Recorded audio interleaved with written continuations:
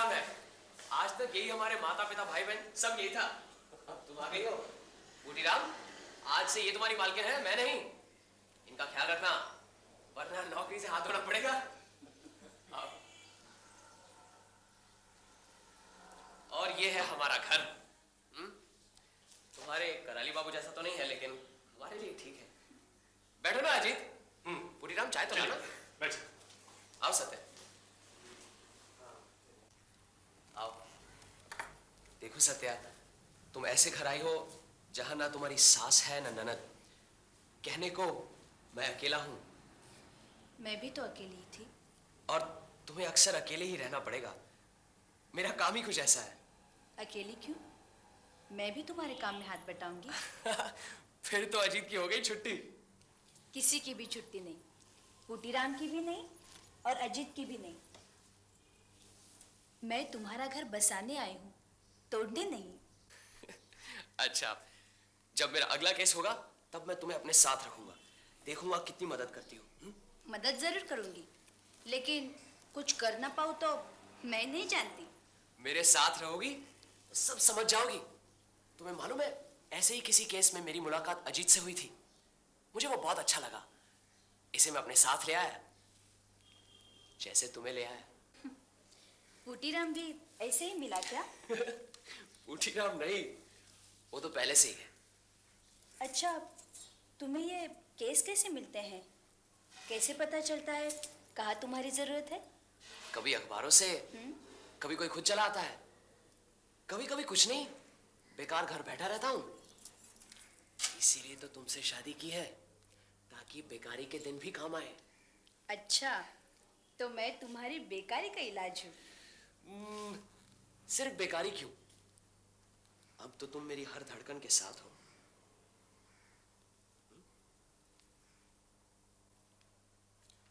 आज कोई खास खबर नहीं है। अरे है कैसे नहीं है, धांसू खबर है। सत्या, उसे भी आ जाने दो, उसे पता तो लगे क्या काम करते हैं। आ जाओ, बैठो। आज अखबार में खबर है, तो जाने माने आसामियों का शुभागमन हुआ है। कौन है वो? एक तो है शरद चंद्र चटर्जी के चरित्रहीन, जिनका आगमन विचित्रा सिनेमा हॉल में हुआ है। और दूसरे हजरत है रमानाथ न्योगी, जिनका शुभागमन अलीपुर जेल से हुआ है। शरद चंद्र के चरित्र को तो पहचानती हूँ, लेकिन ये रमानाथ न्योगी कौन है? चरित्रहीन की तरह रमानाथ न्योगी भी अपने वक्त के काफी शोहरत याफ्ता लोगों में से है। 8 साल पहले हर अखबार में मोटे मोटे अक्षरों में इनके कारनामे छपते थे। वो तो ठीक है, लेकिन ये हजरत है कौन? होने को तो सीधी सादी भाषा में चोर है, लेकिन छोटे मोटे धोती लोटा मार का चोर नहीं है। उनकी नजर हमेशा ऊंची थी। मारो तो शेर, लूटो तो लाखों। ऐसे तेज तरार और चौकस चोर आजकल नजर नहीं आते। ये तो दुर्भाग्य है हमारे देश का कि ऐसे महानुभाव आजकल बिल्कुल गायब हैं। निराश होने की कोई बात नहीं है। ये जो महानुभाव अब छूट कर आए हैं, तो चुप बैठने वालों में से नहीं है। तुम देखना, ये रमानाथ न्योगी जरूर कुछ ना कुछ गुल खिलाएगा। हेलो, नमस्कार नमस्कार, कैसे याद किया? खून हो गया? ठीक है, मैं अभी आता हूं। आप पुलिस से कहिए कि लाश जैसी है वैसी पड़ी रहने दीजिए। हमें सिर्फ एक बार देखूंगा। अभी पहुंचता हूं।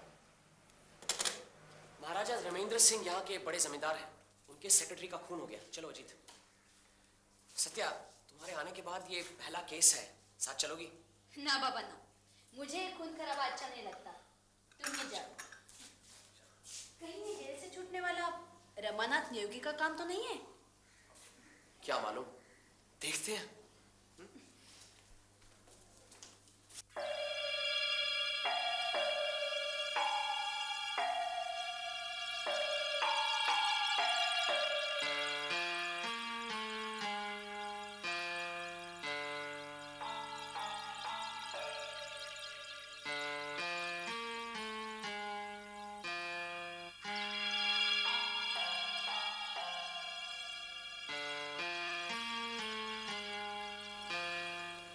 तस्वीरें ले ली हैं?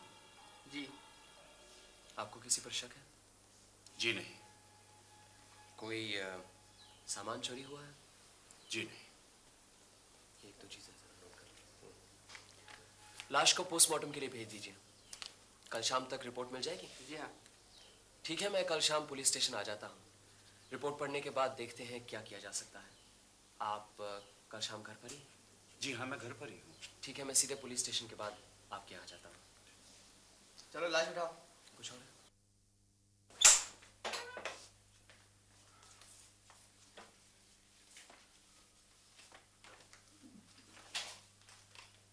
हरिहर जैसे सच्चे और ईमानदार नौकर बड़ी मुश्किल से मिलते हैं और उसी की हत्या हो गई, और वो भी एक पाशविक हत्या।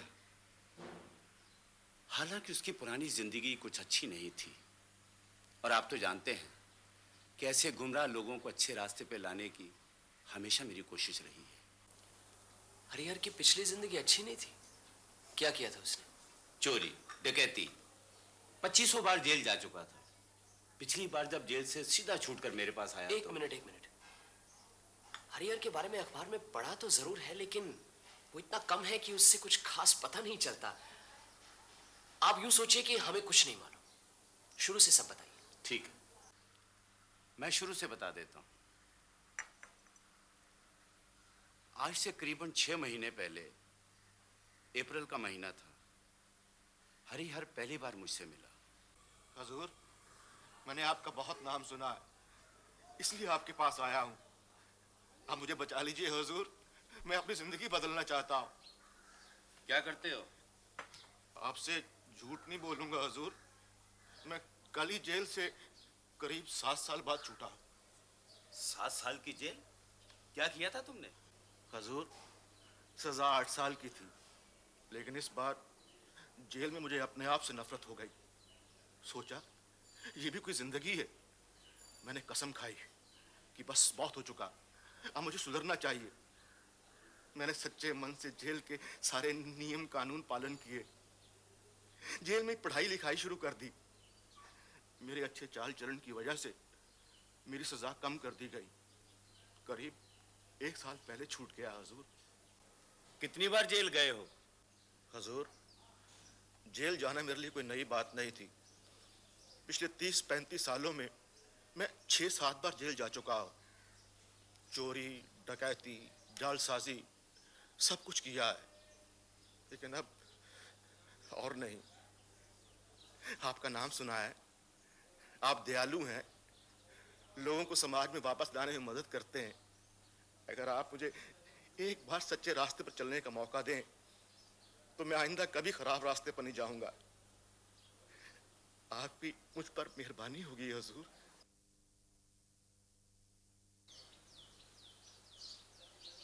क्या काम कर सकते हो? पढ़ाई लिखाई करने का हजूर मौका ही नहीं मिला। बचपन से सजा भुगत रहा हूँ, फिर भी अपनी मेहनत से शॉर्ट एंड टाइप सीखा है हजूर। सिर्फ यही सोचकर कि जिंदगी सुधारने के लिए कुछ तो काम जानना चाहिए। अगर आप एक मौका दें। उसकी बातें सुनकर पता नहीं क्यों मुझे उस पर तरस आ गया था, और ऐसे गुमराह लोग हमेशा मुझे अपनी तरफ आकर्षित करते हैं।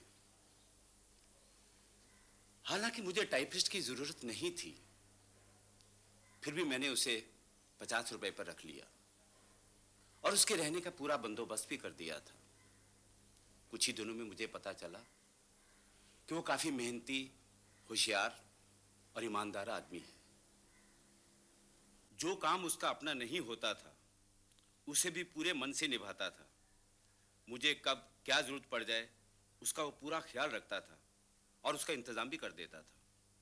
3 महीने के अंदर वो मेरे लिए इतना जरूरी हो गया था कि उसके बगैर मेरा काम ही नहीं चलता था। कुछ ही दिनों में मेरे सेक्रेटरी का देहांत हो गया, तब हरिहर को मैंने अपना सेक्रेटरी बना लिया।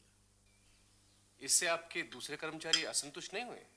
कुछ हुए जरूर, लेकिन मैंने किसी की परवाह नहीं की और अपने लोगों को मैंने समझा दिया कि जो सबसे लायक है उसी मैंने सेक्रेटरी बनाया है। हरिहर की जो पिछली जिंदगी थी, चोरी डकैती वगैरह, उसका किसी को पता था? हाँ, बुराइयां कहीं छुपती हैं क्या? कुछ कानाफूसियां भी हुई थी, लेकिन हरिहर का चरित्र इतना बदल गया था कि कोई उसके ऊपर उंगली नहीं उठा सका। मुझे लगता है कि उसकी गरीबी और बेरोजगारी ने उसे गलत रास्ते पर डाल दिया था, और जब उसके हालात सुधरे तो उसकी बुरी आदतें भी दूर हो गई और सब उसकी तारीफ करने लगे। मुझे नहीं लगता कि उसका कोई दुश्मन है। लेकिन जो हुआ, उफ, मैं तो ऐसा सोच भी नहीं सकता कि कोई इस तरह बेरहमी से किसी की हत्या कर सकता है। और आपको तो मालूम है, पोस्टमार्टम की रिपोर्ट के मुताबिक यह हत्या छुरे के वार से हुई है। मतलब गर्दन पे छुरी बाद में चलाई है? जी, पहले छुरे से मार डाला और बाद में गर्दन काटने की कोशिश की।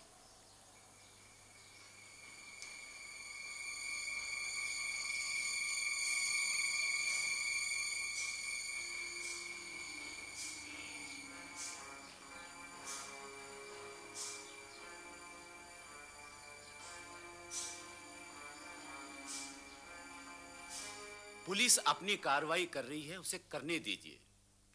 मैं चाहता हूं कि आप मेरी तरफ से इस केस की अलग से छानबीन करें। मेरा प्रिय सेक्रेटरी, उसकी इस तरह से हत्या करके भाग निकले, ऐसा मैं बिल्कुल नहीं चाहता। पुलिस के साथ साथ आप अपना काम करें। आपको कोई एतराज तो नहीं?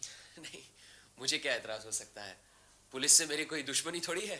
तो ठीक है, आज से ही आप इस काम पर जुट जाइए। बस जुट गया समझिए। सिर्फ आपसे 2-3 सवाल पूछने हैं। पूछिए।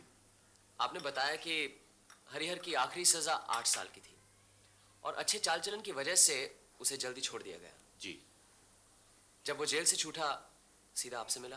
बिल्कुल ठीक। 6 महीने पहले। जी। आप हरिहर के बारे में कोई खास बात बता सकते हैं? आप किस बारे में ये बात पूछना चाहते हैं? पूछिए, मुझे जो भी मालूम है मैं आपको बता दूंगा। अच्छा, मौत से पहले, मतलब 2-4 दिन पहले भी हरिहर की कोई ऐसी हरकत, उसके चाल चलन में कोई फर्क या कुछ और ऐसी कोई बात देखी आपने जो कि स्वाभाविक नहीं थी? हाँ, कुछ देखा तो था। लगता है कि वो बहुत डर गया था। क्या बात थी? हर 15 दिन में मैं एक मीटिंग रखता हूं जिससे कोई भी आकर मुझसे मिल सकता है। दरअसल लोग मुझसे मदद मांगने के लिए आते हैं।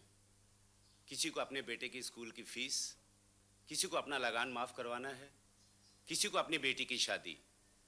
जो भी हो, 3 दिन पहले ऐसे ही मैं मदद मांगने वालों की अर्जियों को देख रहा था।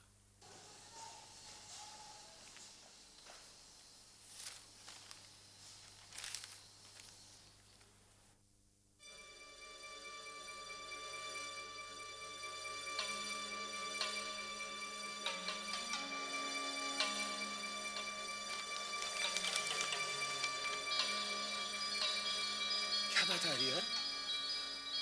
कुछ नहीं महाराज, आप अर्जी देखिए। ठीक है, जाओ, कल सुबह 10 बजे आ जाना।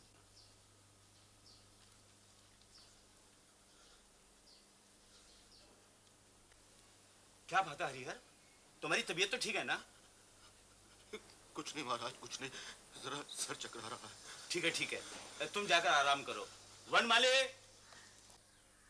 क्या हुआ था उसे? कुछ कह नहीं सकता, शाम तक तो ठीक ठाक था।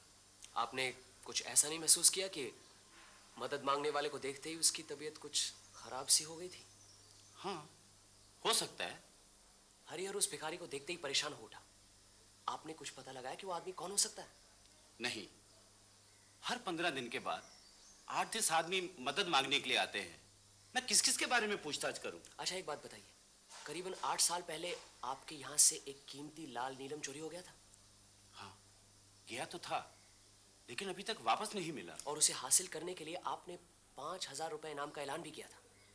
जरूर किया था। क्या मैं पूछ सकता हूँ वो इनाम आज भी कायम है?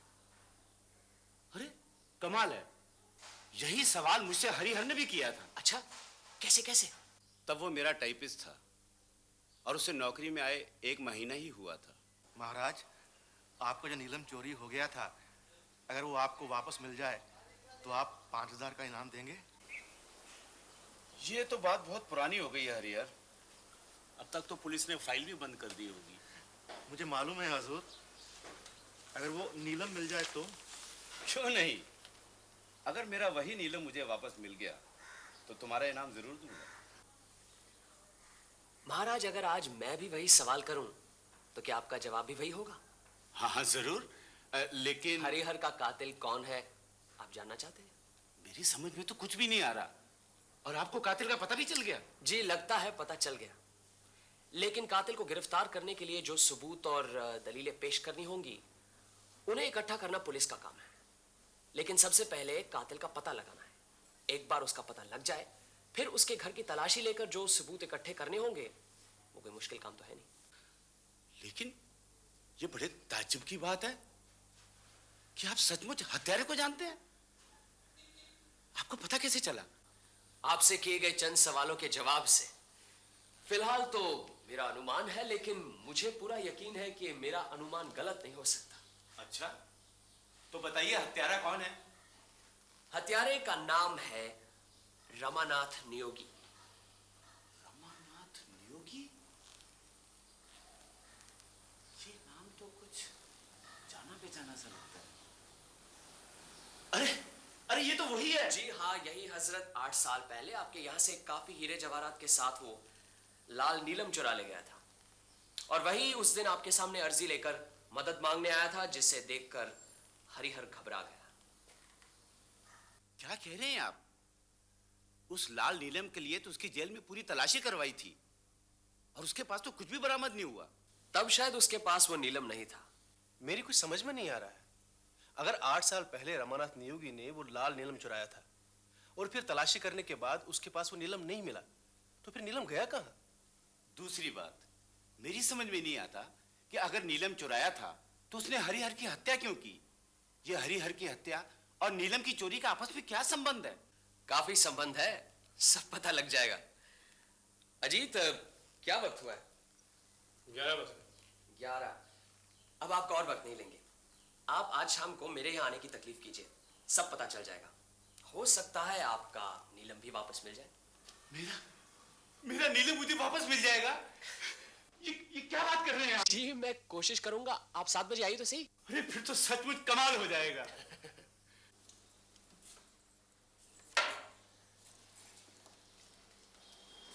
क्या हुआ?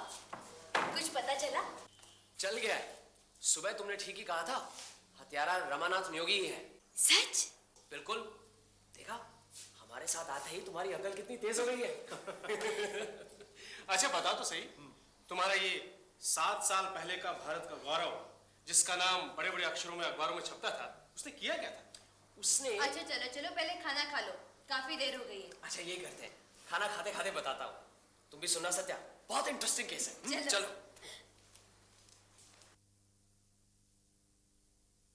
तब मैंने अपना काम शुरू ही किया था। तुमसे मुलाकात होने से पहले की बात है।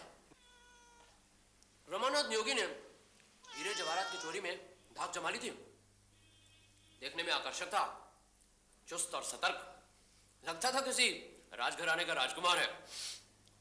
पहनावा भी हमेशा रईसाना, कभी किसी स्टेट के राजकुमार की पोशाक, कभी ऊंचे दर्जे का विलायती सूट, कभी धनी मारवाड़ी का लिबास। कलकत्ता शहर के रईस और खानदानी इलाकों में तहलका मचा दिया था। आज दत्तन कंपनी में चोरी, कल नेल्को ज्वेलर्स, फिर सरकार ज्वेलर्स। 15-20 दिन के अंदर ही 4 लाख के हीरे नदारद हो गए।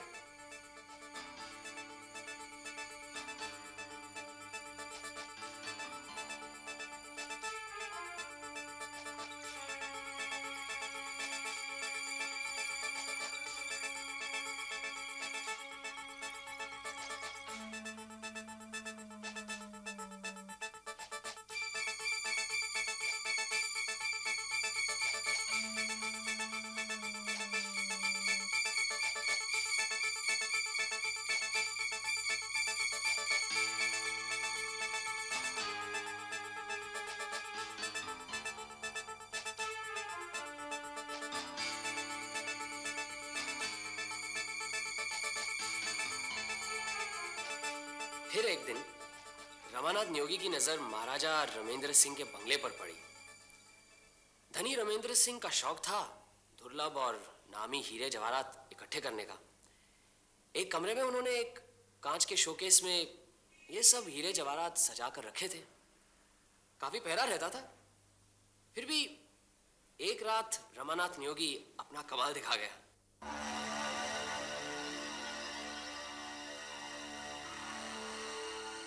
महाराजा रमेंद्र सिंह के पास एक कीमती नीलम था जिसे उन्होंने खुद बीकानेर के राजघराने से खरीदा था और जिसे वो अपनी भाग्यलक्ष्मी समझते थे। रमानाथ नियोगी ने इसी अनमोल नीलम को उड़ा लिया। फिर नीलम के बारे में तुम्हें कुछ मालूम है? नीलम मतलब नीलम एक तरह का हीरा है, नीले रंग का। तुम्हें मालूम है? ठीक ही तो कह रहे हैं, नीले रंग के हीरे को नीलम ही कहते हैं। हाँ वो तो है, लेकिन तुम्हें एक बात मालूम होनी चाहिए। असल में बात कुछ और है। हमारे मुल्क में नीलम की कीमत उसके वजन से नहीं, उसकी तासीर पर होती है। नीलम शनि ग्रह का पत्थर है। उसका असर अलग अलग लोगों पर अलग अलग तरीके से पड़ता है। अक्सर तुमने सुना होगा कि नीलम पहनने से किसी की किस्मत खुल जाती है, या तो वो करोड़पति बन जाता है या फिर करोड़पति से फकीर। जो नीलम किसी को फायदा पहुंचाता है वही नीलम दूसरे को नुकसान। इसीलिए नीलम की कीमत उसके वजन से नहीं, उसकी तासीर पर होती है। अच्छा हुआ मेरे हाथ में नीलम नहीं है। फिर वो लाल नीलम मिला कि नहीं? महाराज रमेंद्र सिंह के यहां से करीब 25 लाख की चोरी हुई थी, लेकिन उन्हें सबसे ज्यादा दुख था लाल नीलम खोने का। उन्होंने उसके लिए अपनी तरफ से 5,000 रुपए इनाम ऐलान भी किया। फिर एक दिन रमानाथ नियोगी पकड़ा गया। सारे हीरे जवाहरात मिले, लेकिन आज तक वो लाल नीलम नहीं मिला। वही रमानाथ नियोगी 8 साल के बाद छूटा है, और मुझे यकीन है कि महाराज के सेक्रेटरी के कातिल का पता भी उसी से चलेगा। तुम कह के आए थे 7 घंटों में कातिल को यहाँ लाओगे। क्या सचमुच इन 6-7 घंटों में सब कुछ पता चलेगा? क्यों नहीं? सोच लो बमकेश। अजीत, हमारा काम होम्योपैथी की दवाई जैसा है। अगर मरीज के सिम्टम की सही पकड़ मिल जाए तो इलाज मामूली सी बात है। उसी तरह किसी समस्या की सही पकड़ मिल जाए तो उसे सुलझाना मामूली सी बात है। तुम्हें क्या लगता है केस की सही पकड़ मिल गई? मैं तुम्हें समझाता हूं। आओ सत्या।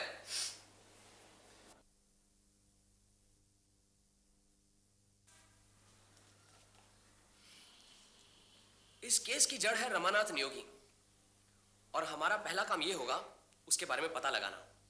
किस जेल में है या था, उसकी सजा क्या थी, कितने दिन जेल में रहा, और अगर छूट गया है तो कहां है।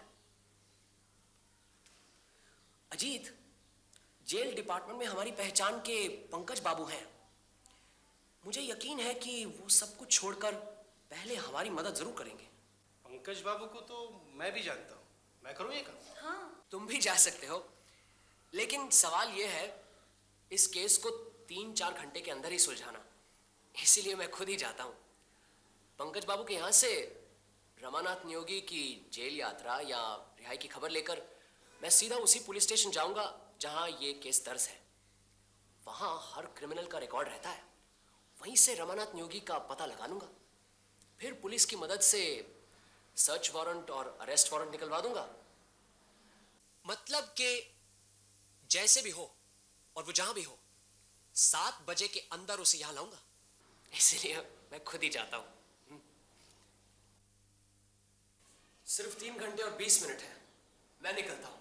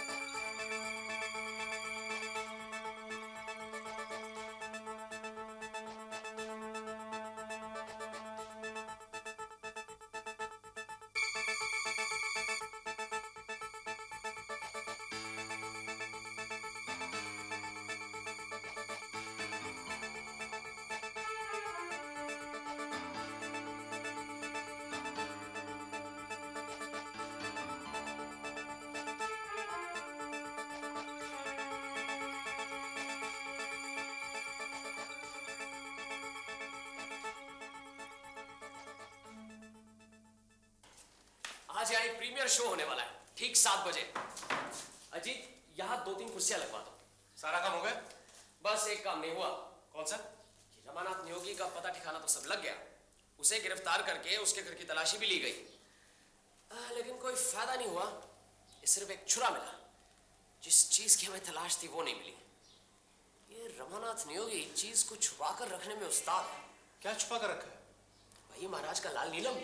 तो फिर अब यहाँ क्या करने का इरादा है? अब एक जबरदस्त नाटक करना है। मैं रमानाथ नियोगी के अंधविश्वास पर चोट करूंगा। मुझे यकीन है काम बन जाएगा। कैसे? तुम्हें बताया ना, वो लाल नीलम शनि ग्रह का पत्थर है, उसकी खास तासीर होती है, किसी को फलता है किसी को नहीं। मैं रमानाथ नियोगी को यकीन दिलाऊंगा कि वो शनि ग्रह का लाल नीलम उसे फलने वाला नहीं है, वो बर्बाद हो जाएगा। इसीलिए उसे इस लाल नीलम से अलग हो जाना चाहिए। ये क्या बचकाना काम कर रहे हो? कोई भी आदमी इतनी आसानी से ऐसी कीमती चीज से हाथ धो बैठेगा? लो, महाराजा रमेंद्र सिंह आ गए, अब बाकी अभिनेता भी आते होंगे। और कौन आने वाला है? रमानाथ नियोगी, इंस्पेक्टर विश्वास और 2 गार्ड। आइए आइए, पधारिए महाराज। नमस्कार। नमस्कार। अजीत को तो आप जानते हैं। हाँ हाँ नमस्कार। ये मेरी पत्नी सत्यवती। नमस्कार। क्यों सब ठीक ठाक है ना? बिल्कुल, बैठिए। और बाकी के सब लोग कहाँ हैं? बस आते ही होंगे। अच्छा आइए। आइए इंस्पेक्टर विश्वास। महाराज, आप इस आदमी को पहचानते हैं? हाँ, यही आदमी उस दिन भिखारी बनकर आया था। आज फिर भिखारी बनने वाला है। आइए आप बैठिए। इंस्पेक्टर विश्वास, आप तो महाराज को जानते हैं, आप इनके साथ बैठिए। रमानाथ, आप आगे बैठिए, सामने। आज मैं आप लोगों को एक कहानी सुनाने जा रहा हूं। यह सच्ची कहानी है। अगर इसमें कहीं कोई गलती नजर आए तो ये रमानाथ नियोगी उसे ठीक कर देंगे। रमानाथ के अलावा इस कहानी से एक और शख्स वाकिफ था, लेकिन अफसोस वो आज जिंदा नहीं है। आज से करीबन 8 साल पहले जब रमानाथ नियोगी पकड़ा गया, तब उसे 8 साल की सजा हुई। उस वक्त हमारे महाराज का वो लाल नीलम ये जेल के अंदर तक ले गया था। किस कुशलता से, पुलिस की निगरानी के बावजूद उसने ये लाल नीलम अपने साथ छुपाए रखा। ये चाहे तो हमें बता सकते हैं। नहीं बताना चाहते? कोई बात नहीं। कहते हैं विनाश काले विपरीत बुद्धि। इतने हीरो में से रमानाथ ने यही नीलम अपने पास क्यों रखा? इसका जवाब है इस पत्थर की एक खास सम्मोहन शक्ति। इसी नीलम के नीले रंग में से एक अजीब सी लाल रंग की आभा निकलती है। रमानाथ इसी नीलम के मोह जाल में फंसा और उसने हमेशा हमेशा उसे अपने पास रखने की ठान ली। लेकिन बदकिस्मती जब किसी का साथ देती है, तब उसे वो तबाह करके ही छोड़ती है। रमानाथ का भी यही हाल हुआ। शुरू में जेल में रमानाथ नियोगी एक दूसरे कैदी के साथ एक ही कमरे में रहता था। वहां इन दोनों की तलाशी ली गई थी, लेकिन वो नीलम कहीं नहीं मिला। क्यों? जेल में रमानाथ के साथ जो दूसरा कैदी था, वो था हमारे महाराज का सेक्रेटरी हरिहर रक्षित। हरिहर पुराना घाघ आसामी था। बचपन से ही उसे जेल की हवा खाने की आदत थी। वहां हजारों तरह के चोर उचक्के देखे थे उसने, और वहां रह रहकर बहुत चालाक भी हो गया था। जेल के कैदियों के बारे में जो जानकारी रखते हैं, उन्हें मालूम है कि कुछ ऐसे कैदी होते हैं जो कि छोटी मोटी चीजों को छुपाने के लिए अपने गले में एक थैली सी बना लेते हैं, जिसमें जरूरत पड़ने पर रुपया, पैसा, चरस गांजा छुपाया जा सके। ज्यादातर कैदी नशाखोर होते हैं और गले में इस तरह की थैली बनाने की जरूरत इसीलिए पड़ती है। हरिहर ने भी अपने गले में इस तरह की एक थैली बना ली थी। किस्मत से या बदकिस्मती से दोनों जेल के एक ही कमरे में रखे गए थे। दोनों में दोस्ती हुई। हरिहर ने अपना हुनर रमानाथ को बताया। अरे ये तो कुछ भी नहीं। इधर आ।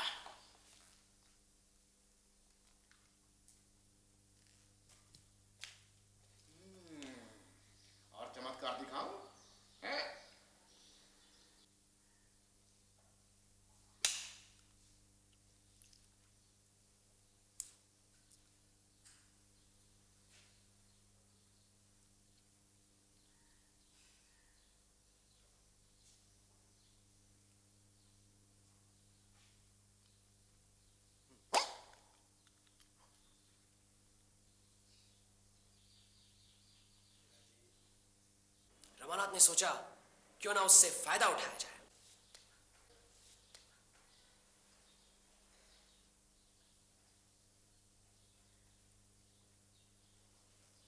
उसने हरिहर को वो नीलम दिखाया।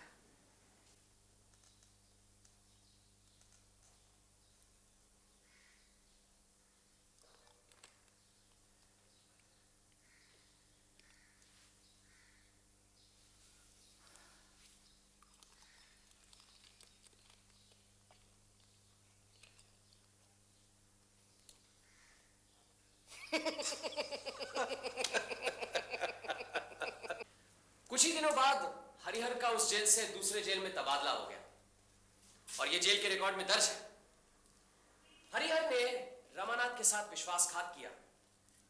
वो अपने गले में नीलम दबाकर ही चला गया और रमानाथ देखता ही रह गया। उस दिन से रमानाथ ने हरिहर से बदला लेने की ठान ली। उसने फैसला किया कि वो उसको छोड़ेगा नहीं। फिर एक एक करके 8 साल गुजर गए। हरिहर रिहा हुआ। छूटकर वो सीधे महाराज की शरण में गया। तब तक वो सुधर चुका था। उसने ठान ली थी कि वो नीलम महाराज को जरूर वापस लौटा देगा, लेकिन यूं ही नहीं, 5000 रुपए इनाम के बदले में। उसने सोचा था कहीं और जाकर बेचूंगा तो शायद पकड़ा जाऊं। उसने महाराज के साथ इसके बारे में बात भी की। फिर उसके मन में आया कि ऐसे दयालु और उदार व्यक्ति से इनाम नहीं लेना चाहिए। फिर जो होनी है उसे कौन टाल सकता है। 15 दिन पहले रमानाथ रिहा हुआ। उसके सीने में बदले की आग अब भी धधक रही थी। उसने हरिहर को जाके ढूंढ निकाला। हरिहर से मिलने के लिए भिखारी के भेष में वह महाराज के बंगले पर गया। वहीं उसने हरिहर को देखा। हरिहर ने भी रमानाथ को देखा। हरिहर का मकान उसे आसानी से मिल गया। और फिर उस रात रमानाथ नियोगी, उस रात को तुमने हरिहर का खून करके उसके गले की नली को फाड़कर वो नीलम निकाला था। कहां है वो नीलम? कहां है वो नीलम?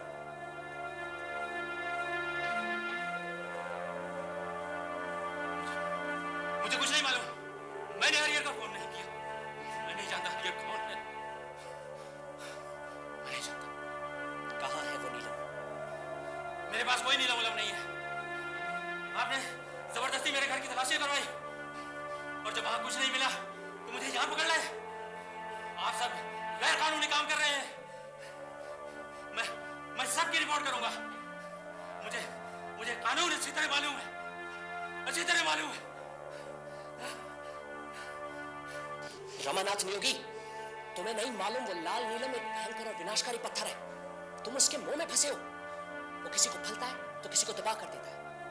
जरा सोच कर देखो, जब वो तुम्हारे पास नहीं था तब तुम ऐश कर रहे थे। तुम्हें कोई हाथ भी नहीं लगा पा रहा था। इस नीलम पर कब्जा करने के बाद तुम पकड़े गए। तुम्हें लंबी सजा हुई। जेल में तुम्हें हरिहर ने दगा दी। उसका क्या हाल हुआ ये तुम्हें अच्छी तरह मालूम है। फिर उसने वो नीलम अपने गले में छुपाया। उस गले की क्या दुर्दशा हुई ये भी तुम्हें अच्छी तरह मालूम है। अगर अभी तुम अपना भला चाहते हो तो उस नीलम के मायाजाल से निकल जाओ। वापस कर दो वो नीलम। वो नीलम नहीं, तुम्हारे लिए एक जहरीला नाग है। अगर तुम उसे हाथों में पहनोगे वो तुम्हारे हाथों की हथकड़ियां बन जाएगा। अगर तुम उसे गले में पहनोगे वो फांसी की रस्सी बनकर तुम्हारी जान ले लेगा।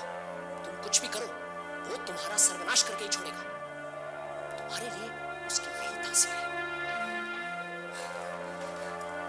नहीं चाहिए नीलम मुझे। नहीं चाहिए। ले जा नीलम। ले जा। ले जा नीलम। नहीं चाहिए। नहीं चाहिए मुझे। बचा मुझे। मुझे बचा। मुझे नीलम नहीं चाहिए। मुझे बचा। मुझे बचा।